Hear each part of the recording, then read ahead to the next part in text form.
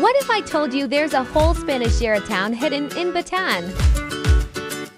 Opened in 2010 by heritage advocate Jose Acuzar, these homes were rescued, transported, and reconstructed brick by brick from across the Philippines. Ang Las Casas Filipinas de Acuzar, ibig sabihin mga bahay sa Pilipinas ni Acuzar. Ang Acuzar po ay apelido ng pamilya po ng nagmamayari dito. Ito yung mga bahay na galing pa sa iba't ibang lugar, probinsya dito po sa Pilipinas, na mula po sa original na lokasyon nito, ito pong mga bahay na ito ay maingat at pinagbago. Binabaklas piece by piece, plank by plank, column by column. Ngayon, pag na-transfer na po ang mga parte ng bahay dito sa resort, tsaka po ito maging nare-reconstruct.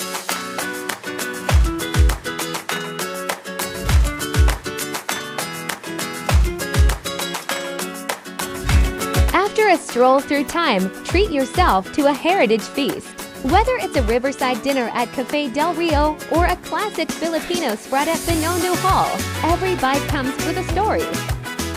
Step into a world where every breath has a backstory, and every corner echoes with culture. Las Casas Filipinas de Acuzar, not just a destination, but a journey into the soul of the Philippines.